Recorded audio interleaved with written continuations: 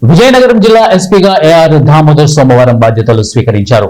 ఈ సందర్భంగా జిల్లా పోలీసు కార్యాలయంలో పోలీసు అధికారులు, సిబ్బంది పుష్పగుచ్చాలు ఇచ్చి మర్యాదపూర్వకంగా కలిశారు.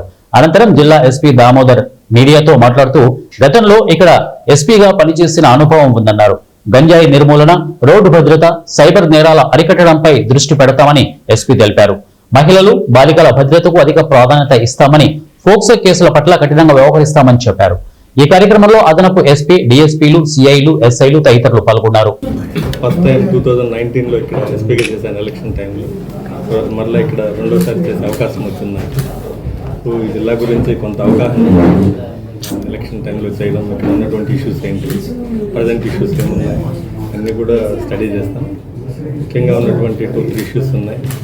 గాంజా ప్రభుత్వం కూడా గాంజా నిర్మూలన, దాని వాడకం మీద చాలా శ్రద్ధగా, ఎక్కడ గాంజా పదం వినపడకుండా ఈ ఏరియా వరుస బాగుండడం వల్ల ఇక్కడి నుంచి తీసుకువెళ్తుంటారు, పైన నుంచి ఒరిస్సా నుంచి మన విజయనగరం జిల్లా పైన.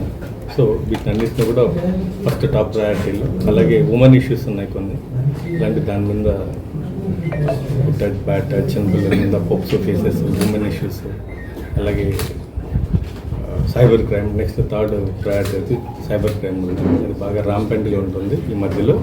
సో ప్రజలకు అందరిని అవేర్నెస్ క్రియేట్ చేయడం, అలాగే హెల్మెట్ వాడకం ఒకటి, రోడ్డు నియంత్రణ భాగంలో హెల్మెట్ వాడకం ప్రమాదాలు తగ్గించడం, అలాగే ప్రజలను కూడా అవేర్నెస్ చేసి వాళ్ళని హెల్మెట్స్ ధరించే విధంగా చేయడం, అలా కొన్ని ప్రాధాన్యాలు ప్రభుత్వం ఇచ్చినటువంటి టాస్క్లకు అనుగుణంగా మేము కార్యాచరణ రూపొందించుకొని ఈ జిల్లా ప్రజలందరూ సహకారం కోరుతున్నాను. నేను ఆల్రెడీ ఈ జిల్లా నాకు సుపరిచితమే కాబట్టి అందరూ తెలిసిన వాళ్ళు ఉన్నారు.